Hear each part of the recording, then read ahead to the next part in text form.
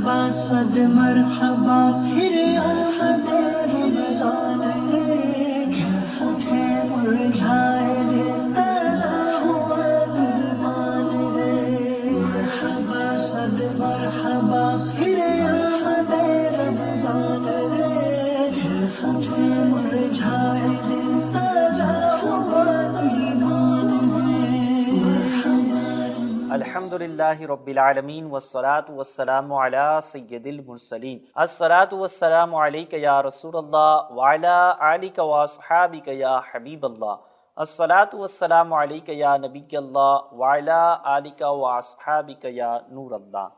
پیارے FGN channel کے ناظرین، سلسلہ روزوں کے مسائل میں آپ کو پھر خوش آمدید کہتے ہیں، مرحبا کہتے ہیں۔ اللہ پاک ہمیں علم پر عمل کرنے کی توفیق عطا فرمائے۔ پیارے FGN چینل کے ناظرین، آئیے ابتداً درود پاک کی فضیلت پیارے آقا مدینے والے مصطفیٰ صلی اللہ تعالیٰ علیہ وآلہ وسلم کا فرمان عالی شان ہے، جس نے مجھ پر ایک بار درود پاک پڑھا اللہ پاک اس پر 10 رحمتیں نازل فرماتا ہے۔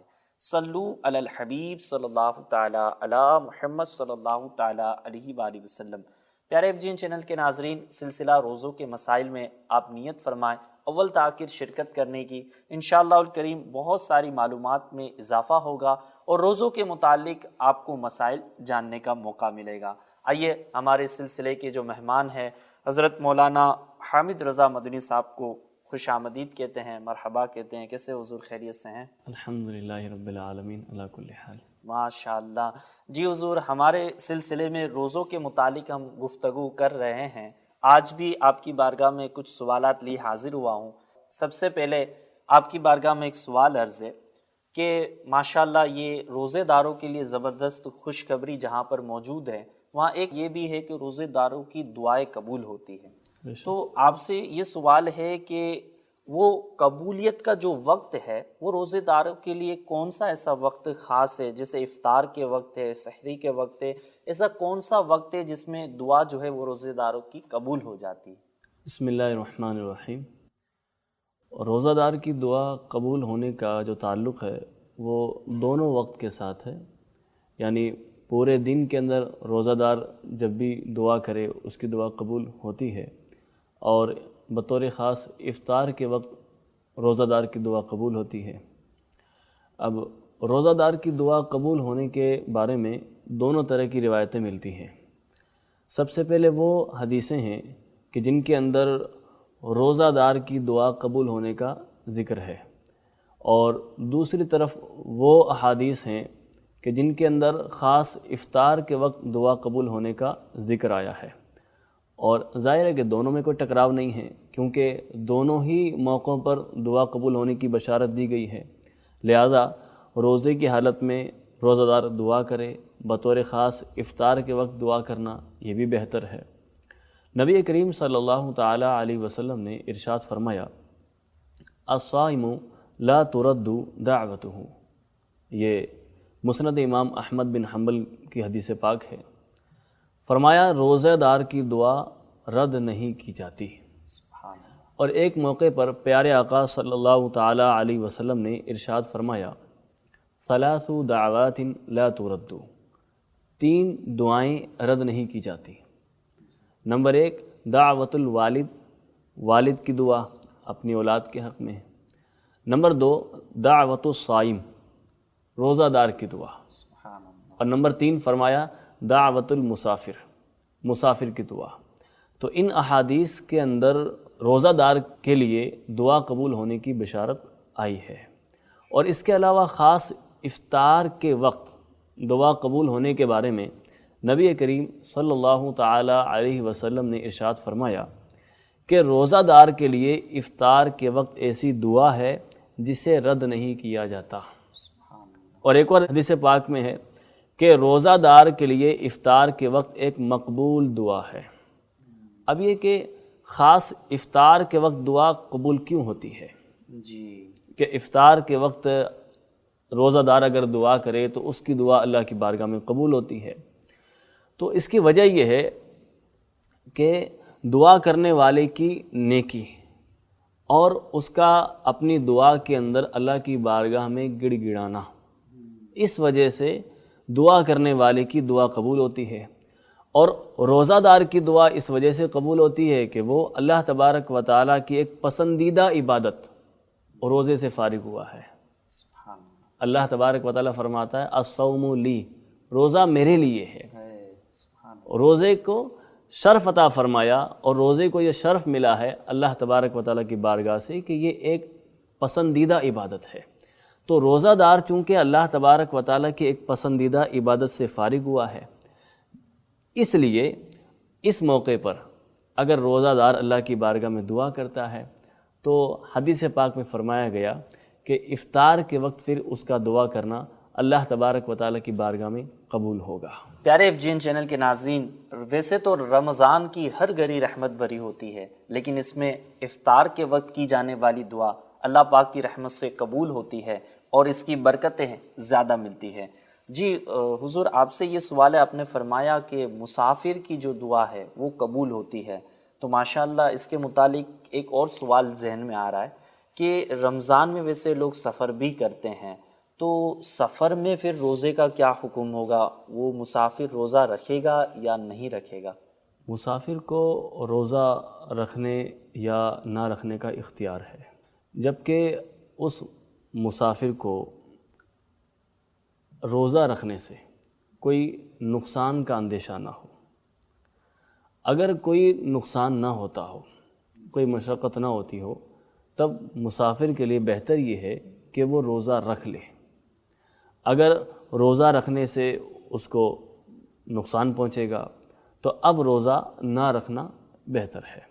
اور پھر اگر مسافر جس صورت میں رمضان المبارک کا روزہ چھوڑ سکتا ہے، جس صورت میں اگر اس نے رمضان المبارک کا روزہ نہیں رکھا تو ماہ رمضان کے بعد اسے اس روزے کی قضا کرنا فرض ہوگا۔ جی حضور، اس کے ساتھ ایک اور آپ سے سوال عرض ہے کہ اگر کسی شخص کی بیرون ملک روانگی ہو اور تقریباً 12 بجے کے آس پاس اس کی فلائٹ وغیرہ ہو، اور اس کو یہ ڈر ہو کہ اگر روزے کی حالت میں اس کو کے وغیرہ ہو گئی یا وہ آزمائش میں ہو جائے گا، تو اس کے بارے میں کچھ رخصت ملے گی اس کے متعلق؟ روزے کی رخصت کے بارے میں جو بیان کیا گیا کہ شریعت مطہرہ کی طرف سے مسافر کو روزہ نہ رکھنے کی اجازت ہے، اگر وہ روزہ نہ رکھے تو بھی اس کے لیے رخصت ہے، وہ رمضان کے بعد اس روزے کی قضا کر لے۔ یہ اس وقت ہے کہ کوئی شخص صبح صادق سے پہلے مسافر ہو گیا، یعنی سحری کا وقت ختم ہونے سے پہلے وہ مسافر ہو گیا، اس کا ٹریول شروع ہو گیا، اپنے شہر کی آبادی سے وہ باہر ہو گیا۔ اگر کوئی آدمی صبح صادق کے وقت شرعی مسافر نہیں ہوا، اپنے گھر میں ہے اور اس کو دن میں سفر کرنا ہے، چاہے فجر کے بعد نکلنا ہے یا دوپہر میں نکلنا ہے، دوپہر کے بعد نکلنا ہے، تو یہ سفر آج کے دن کا روزہ چھوڑنے کے لیے عذر نہیں بن سکتا۔ اچھا، اس دن کا روزہ رکھنا فرض ہوگا۔ اس وجہ سے اگر کسی کو 12 بجے سفر کرنا ہو، اس کے بعد سفر کرنا ہو، تو وہ روزہ نہیں چھوڑ سکتا۔ اور رہا یہ کہ اس کو یہ خدشہ لگا ہوا کہ میری طبیعت خراب ہو جائے گی، کمزوری آ جائے گی، تو چھوٹی موٹی طبیعت کی خرابی کی وجہ سے اس دن کا روزہ چھوڑنے کی ہرگز اجازت نہیں ہوگی، جب تک کہ بیماری کی کیفیت وہ نہ ہو جائے جس کیفیت کے اندر شریعت نے بیماری کو عذر قرار دیا ہے اور جس کیفیت میں شریعت مطہرہ نے روزہ چھوڑنے کی اجازت دی ہے۔ جیسا کہ ہم نے اس سے پچھلے سلسلے کے اندر بھی بیان کیا کہ مریض کس وقت روزہ چھوڑ سکتا ہے۔ تو میری FGN چینل کے ناظرین سے گزارش ہے کہ اگر پچھلا سلسلہ آپ نے نہ دیکھا ہو تو آپ پچھلا سلسلہ بھی دیکھ لیجئے، تاکہ ہمیں پتہ چلے کہ شریعت مطہرہ نے ہمیں کس موقع پر رخصت دی ہے، اور ہم از خود اپنے طور پر کوئی رخصت اپنے لیے نہ بنا لیں۔ بہار شریعت میں ہے کہ اگر کسی نے دن میں سفر کیا تو اس دن کا روزہ چھوڑنے کے لیے اس دن کا سفر عذر نہیں بن سکتا۔ صحیح۔ تو پتہ چلا کہ اگر کوئی صبح صادق سے پہلے مسافر نہیں ہوا، اس کو روزے کی نیت کرنی ہوگی، سفر کی وجہ سے وہ روزہ نہیں چھوڑ سکتا اگر یہ سفر اس کو دن کے وقت کرنا ہے۔ جی ماشاءاللہ، مطلب یہ مسافر کے لیے رخصت دی گئی ہے جو آپ نے صورتیں بتائی ہے۔ طلباء کرام کے امتحانات کا سلسلہ ہوتا ہے، ان کی ایگزام ہوتی ہے اور کافی اس پہ بھی ان کو محنت کرنی ہوتی ہے، اور اس میں یہ بھی کہا جاتا ہے کہ ایگزام سے پہلے یہ کھا کے جائے تاکہ انرجی رہے اور دماغ زیادہ کام کرے. تو ایسی صورت میں پھر امتحانات کا لوڈ ہو، ٹینشن ہو، تو طلباء کرام کے لیے اس میں رخصت ہوگی روزہ چھوڑنے کی؟ امتحانات دینے والے دونوں طرح کے اسٹوڈنٹ ہوتے ہیں، بالغ ہوتے ہیں، نابالغ ہوتے ہیں. جی. سب سے پہلے تو یہ کہ ہر عاقل بالغ مسلمان پر رمضان کا روزہ رکھنا فرض ہے. اب بغیر شرعی عذر کے اس کو چھوڑنا گناہ ہے. اب یہ امتحانات کا ہونا ایسا کوئی شرعی عذر نہیں ہے جس کی بنیاد پر اسے روزہ چھوڑنے کی اجازت دی جائے. لہذا جو اسٹوڈنٹ بالغ ہیں ان کو اس عذر کی وجہ سے فرض روزہ چھوڑنے کی اجازت نہیں دی جائے گی، وہ گنہگار ہوں گے. اگر والدین ایسا کہتے ہیں کہ بیٹا روزہ نہ رکھو تو ظاہر ہے کہ والدین بھی گنہگار ہوں گے، کیونکہ یہ اپنے اس بچے سے روزہ چھڑوا رہے ہیں جس بچے پر روزہ فرض ہو چکا ہے. اب رہی بات جو بچے نابالغ ہیں، تو نابالغ جو ہیں ان پر اگرچہ روزہ فرض نہیں ہے اور بغیر عذر چھوڑے بھی تو گنہگار بھی نہیں ہوگا، لیکن ایک اہم بات یہ ہے کہ 7 سال کے بچے کو روزہ رکھنے کی اگر طاقت ہو تو حکم یہ ہے کہ والدین پر یہ لازم ہے کہ اسے روزہ رکھنے کا حکم دیں. اور بچہ جیسے ہی 11ویں سال کے اندر داخل ہو گیا تو والدین پر واجب ہے کہ سختی کے ساتھ اس سے روزہ رکھوائیں اگر اس کے اندر روزہ رکھنے کی طاقت ہے. لہذا اگر 7 سال یا اس سے بڑا بچہ ہے اور والدین اس کو امتحانات کی وجہ سے روزہ نہ رکھنے کا کہیں، روزہ چھڑوا دیں اس وجہ سے کہ اس کو تکلیف ہوگی، ضرر ہوگا، تب تو کوئی مسئلہ نہیں کہ اس کی صحت پر اس کا ایفیکٹ ہوگا، نقصان ہوگا، طبیعت خراب ہو جائے گی. لیکن اگر ایسا کوئی عذر نہیں ہے، بلا عذر شرعی اگر والدین اپنے بچے سے روزہ چھڑوائیں گے یا اس کے چھوڑنے پر خاموش رہیں گے، ہے نابالغ، رکھ سکتا ہے روزہ، 12 سال کا ہو چکا، 11 سال کا ہو چکا، روزہ رکھ سکتا ہے. اب والدین اس کو بلا عذر شرعی اس سے روزہ چھڑوائیں امتحان کے نام پر، یا وہ چھوڑ رہا ہے والدین خاموش رہیں گے، تو واجب چھوڑنے کی بنیاد پر والدین ضرور گنہگار ہوں گے، کیونکہ والدین پر یہ واجب ہے کہ بچہ 11 سال کا ہو گیا ہے، 11واں سال لگ گیا ہے اور یہ روزہ رکھنے کی طاقت رکھتا ہے، تو والدین پر واجب ہے کہ اس کو روزے کا حکم دیں، سختی کے ساتھ اس سے روزہ رکھوائیں. تو اس مسئلے کا بھی والدین کو خاص طور پر خیال کرنا چاہیے، اور بچے اگر روزہ رکھ سکتے ہیں تو بغیر کسی وجہ کے ان کو منع نہ کیا جائے. انشاءاللہ روزے کی برکات ظاہر ہوں گی. ماشاءاللہ، بالکل درست فرمایا. اور ماں باپ کو بھی چاہیے کہ وہ نیکی کی دعوت دیتے رہے اور اپنے گھر میں جو ہے وہ دینی ماحول بنائیں تاکہ بچہ خود ہی روزے کا رکھنے کا، اس طرح سے عبادت میں آگے رہنے کا ذہن رکھے. جی حضور، ایک اور سوال آپ سے عرض ہے. حاملہ عورت جو ہے اس کو بھی آزمائش ہوتی ہے روزہ رکھنے میں. ان دنوں میں اگر رمضان آ جاتا ہے تو اس کو روزہ چھوڑنے کی اجازت ملے گی یا نہیں؟ جو عورت پریگننٹ ہو، حاملہ ہو، اس کے لیے روزہ چھوڑنا اس وقت جائز ہے جب کہ اس کو اپنی یا بچے کی جان ضائع ہونے کا اندیشہ ہو. اچھا. اپنی جان جانے کا اندیشہ ہو یا بچے کی جان جانے کا صحیح اندیشہ ہو. اس صورت میں اس کے لیے فقط اتنا جائز ہوگا کہ فی الوقت روزہ نہ رکھے، بعد میں اس روزے کی قضا کر لے، اور نہ ہی اس پر کوئی کفارہ ہے، نہ ہی کوئی فدیہ ہے، بس یہ روزے کی قضا کرے گی. کئی ساری خواتین اپنے طور پر یہ بھی سمجھ لیتی ہیں کہ چونکہ اس حالت کے اندر ہمارے لیے روزہ رکھنا مناسب نہیں ہے، بچے کی جان کو خطرہ ہو جائے گا، تو لہٰذا وہ فوراً ہی اس روزے کا فدیہ ادا کرنے لگتی ہیں. حالانکہ حکم شرعی یہ ہے کہ یہ بچے کی ولادت کے بعد جب پاک ہو جائیں گی تو یہ اپنے اس روزے کی قضا کریں.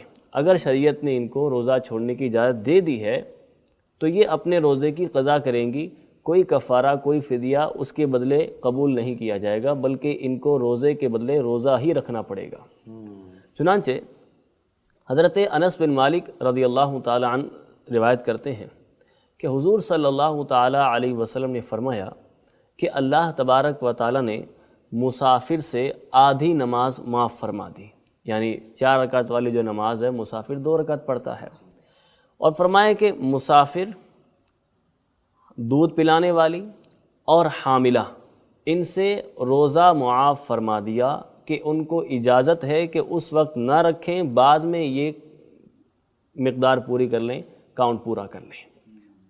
3 کے لیے فرمایا، مسافر کے لیے، دودھ پلانے والی عورت کے لیے اور حاملہ عورت کے لیے۔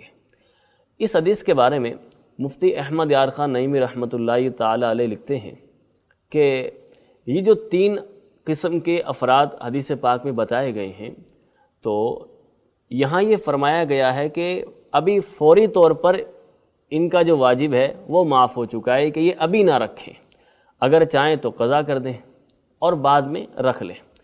فرماتے ہیں کہ خیال رہے حاملہ، پریگننٹ اور وہ عورت جو بچے کو دودھ پلا رہی ہے، ان پر روزے کی قضا ہی واجب ہے، وہ فدیہ نہیں دے سکتی، یہی احناف کا مذہب ہے۔ اور یہ دونوں حکم میں مسافر کی طرح ہیں، جس طرح مسافر روزہ چھوڑ دے تو وہ رمضان کے بعد روزہ ہی رکھے گا، وہ اس کے بدلے فدیہ نہیں دے گا۔ اور فرمایا کہ ان دونوں عورتوں کو قضا کی اجازت بھی اس وقت ہے جب کہ انہیں روزے کی وجہ سے اپنے بچے پر یا اپنی جان پر کچھ خوف ہو، ورنہ چھوٹے موٹے کسی اندیشے کی وجہ سے، معمولی سی کسی تکلیف کی وجہ سے روزہ چھوڑنے کی ہرگز اجازت نہیں ہوگی۔ جی ماشاءاللہ، بہت اچھی معلومات عطا فرمائی حضور۔ اس کے متعلق ہی یہ ذہن میں سوال آتا ہے کہ اس عورت سے اگر شوہر یہ کہے کہ اگر اس کو اجازت نہیں ہے روزہ چھوڑنے کی عورت کو، تو شوہر اس سے کہے کہ تمہارے بدلے میں روزہ رکھ لیتا ہوں، یعنی یہ بیمار کو بھی لے سکتے ہیں یہاں پہ، یعنی کوئی شخص بیمار ہے تو اس کے بدلے کوئی دوسرا شخص جو ہے اس کے بدلے روزہ رکھ لے، فرض روزے کے متعلق سوال عرض ہے، تو کیا اس میں یہ بھی اجازت ملے گی کہ ہاں ایسا بھی کر سکتے ہیں یا نہیں؟ یہ بات ذہن نشین رہنی چاہیے کہ اگر کوئی ایسا بیمار آدمی ہے جسے روزہ رکھنے سے ہلاک ہو جانے کا اندیشہ ہے یا پھر بہت زیادہ سخت بیمار ہو جانے کا غالب گمان ہے، تو ایسے شخص کو فی الحال رمضان کے روزے چھوڑنے کی اجازت ہے۔ جیسے کہ چند افراد کا تذکرہ ہم نے ابھی کیا، مسافر ہے اور حاملہ عورت ہے اور دودھ پلانے والی عورت ہے، اگر ان کی مجبوری واقعتاً ثابت ہو جائے کہ یہ معذور ہیں تو شریعت مطہرہ نے ان کو یہ اجازت دی ہے کہ یہ رمضان کے اندر روزہ چھوڑ دیں اور بعد میں یہ اپنے روزے کی قضا کر لیں۔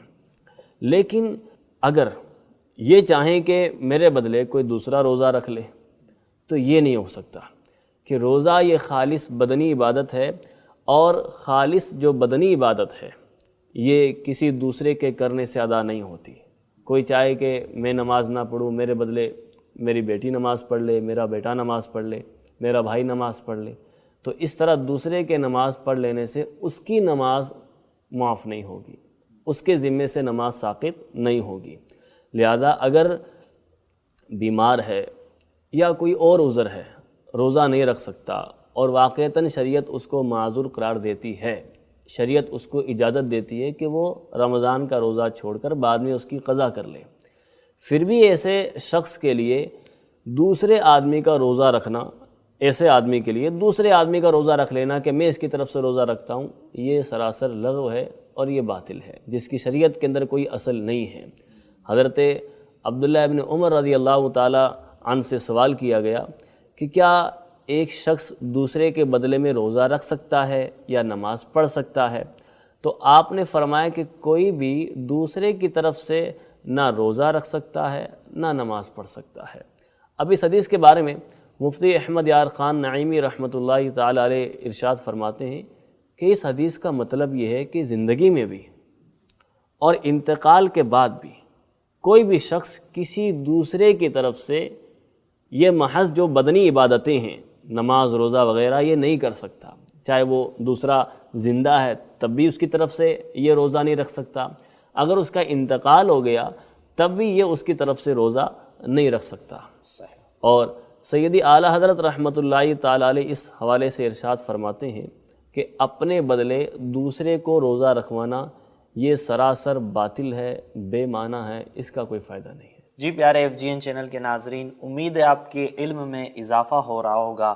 آپ بھی اگر اپنے سوال کرنا چاہتے ہیں تو اسکرین پر آپ کو نمبر نظر آ رہے ہوں گے، اس پر آپ کانٹیکٹ کیجئے، آپ اپنا سوال بھیجئے، ممکنہ صورت میں انشاءاللہ الکریم آپ کا سوال بھی شامل سلسلہ کیا جائے گا۔ جی حضور، ایک سوال مزید ہے کہ روزے کی حالت میں کھٹی ڈکار وغیرہ آتی ہے، جس کی وجہ سے جو کھٹا پانی ہوتا ہے وہ حلق میں محسوس ہوتا ہے، تو کیا اس کی وجہ سے روزہ ٹوٹ جائے گا؟ کھٹی ڈکار آنے سے روزہ نہیں ٹوٹتا، اگرچہ ڈکار آنے سے پانی جو ہے وہ حلق تک آ جائے اور حلق تک آنے کے بعد واپس اندر بھی چلا جائے، پھر بھی اس کا روزہ نہیں ٹوٹتا۔ جیسا کہ ہم نے اس سے پچھلے سلسلے کے اندر الٹی کا مسئلہ بیان کیا کہ اگر معمولی سی الٹی آئے اور اس میں سے کچھ حصہ واپس اندر چلا جائے، معمولی سی الٹی ہو، منہ بھر قے نہ ہو، تو اگر تھوڑا سا حصہ واپس حلق کے اندر ریٹرن ہو گیا تو اس سے روزہ نہیں ٹوٹتا۔ لہذا اگر کسی کو کھٹی ڈکار آئی اور اس ڈکار کے ساتھ کچھ پانی بھی حلق تک پہنچ گیا اور وہ پانی واپس اس نے اندر لے لیا، چاہے خود بخود اندر ہو گیا یا جان بوجھ کر اندر کر لیا، دونوں صورتوں میں روزے پر اس کا کوئی اثر نہیں آئے گا۔ ماشاءاللہ، جی حضور۔ ایک اور سوال ہمارے پاس آیا ہوا ہے، یہ پوچھ رہے ہیں کہ حالت روزہ میں جو ٹوتھ پیسٹ وغیرہ کی جاتی ہے تو اس کے یوز کرنے سے یا اس کے جو اجزاء ہوتے ہیں وہ اگر حلق میں اترتے ہیں تو اس کا کیا حکم ہوگا؟ روزے کی حالت میں جو منجن ہے، ٹوتھ پیسٹ ہے، یہ کرنا اگرچہ ناجائز تو نہیں ہے، حرام بھی نہیں ہے، لیکن بغیر ضرورت مکروہ ضرور ہے۔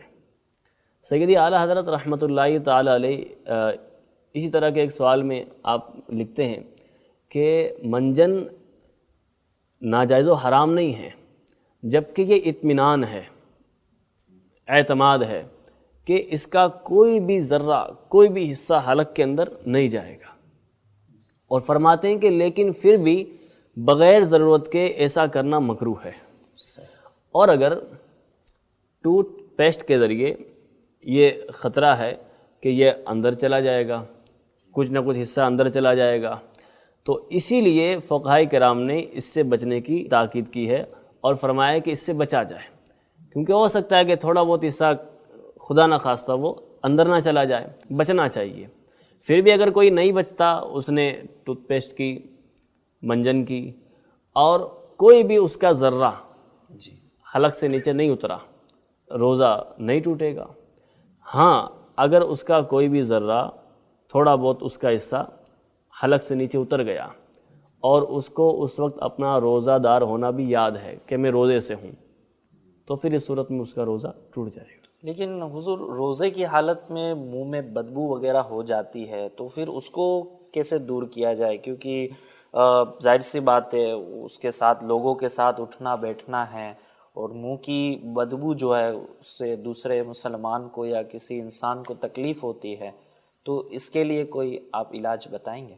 اس کے لیے بہترین جو علاج ہے وہ نبی پاک صلی اللہ تعالی علیہ وسلم کی پیاری سنت مسواک۔ سبحان اللہ، ماشاء اللہ۔ اگر روزہ دار اس کو اختیار کر لے، بلکہ میں تو FGN چینل کے ناظرین کو یہ مشورہ دوں گا کہ ماہ رمضان المبارک کے اندر اس پیاری سنت کو آپ اپنا لیجیے۔ سبحان اللہ۔ اللہ نے چاہا تو سنت کی برکت حاصل ہوگی، اور خدا کرے کہ یہ سنت ہماری روٹین کے اندر شامل ہو جائے اور ہم اس پیاری سنت کے عادی بن جائیں، ہماری یہ عادت میں آ جائے۔ آمین آمین۔ یقین مانے اس کی بڑی برکتیں ہیں۔ اگر ہم مسواک شریف کو استعمال کریں گے تو اللہ نے چاہا تو سنت کا ثواب بھی ملے گا، اور ہم اپنے منہ کی بدبو سے دوسروں کو بچا بھی سکیں گے۔ ماشاءاللہ ماشاءاللہ۔ جی حضور، یہاں پہ آپ نے مسواک شریف کہا، تو یہ شریف؟ چونکہ مسواک یہ سنت رسول کو ادا کرنے کا ایک آلہ ہے سبحان کہ اس کے ذریعے سنت ادا کی جاتی ہے، اور پیارے پیارے امیر سنت دامت برکاتہم العالیہ بھی اپنی گفتگو کے اندر مسواک شریف ہی یوز کرتے ہیں، تو ہمیں बड़ों की अदा को अदा करना चाहिए और अपने बुज़ुर्गों से सीखना चाहिए कि हमें किस तरह बाबरकत चीज़ों को एहतराम से याद करना चाहिए, उनका एहतराम से नाम लेना चाहिए और उनका एहतराम भी करना चाहिए। अच्छा, इसलिए हुक्म है कि मिसवाक अगर आप यूज़ कर रहे हैं तो उसको इस तरह किसी जगह फेंक ना दें, बल्कि उसको किसी जगह सेफ जगह खड़ी कर दें ताकि उसका एहतराम हो। जी प्यारे FGN चैनल के नाजरीन, आइए हम अपने नेक्स्ट सवाल की तरफ बढ़ते हैं।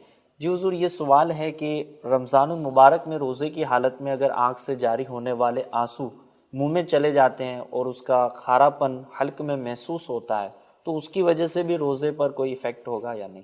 अगर तो सिर्फ आंसू मुंह के अंदर चला गया और नमकीनी महसूस हो रही है, मुंह के अंदर फैल गई है वो, तो सिर्फ इससे रोज़ा नहीं टूटेगा। रोज़ा टूटने का हुक्म उस वक्त है जबकि ये जो नमकीनी महसूस हो रही है, ये नमकीन रुतूबत, ये लिक्विड हलक से नीचे उतर जाए। और इसमें भी फ़ुक़हाए कराम ये फरमाते हैं कि अगर आंसू रोज़ादार के मुंह में दाखिल हो जाए, अगर वो थोड़े से आंसू हैं यानी 1-2 कतरे, तो इससे रोज़ा नहीं टूटेगा क्योंकि इससे बचना मुमकिन नहीं है। और अगर ज़्यादा हो, आंसू ज़्यादा निकले और आंसू जो है वो मुंह के अंदर पहुंच गए और उसकी नमकीनी पूरे मुंह के अंदर महसूस हो रही है और फिर बंदा उसको निगल ले, तो यहाँ हुक्म दिया जाता है कि अब रोज़ा टूट जाएगा। तो पता चला कि अगर 1-2 कतरे अगर आंसू के मुंह में आ गए हैं तो उससे कोई रोज़े पर फ़र्क नहीं पड़ेगा और न ही 1-2 कतरे से पूरे मुंह के अंदर नमकीनी महसूस होगी।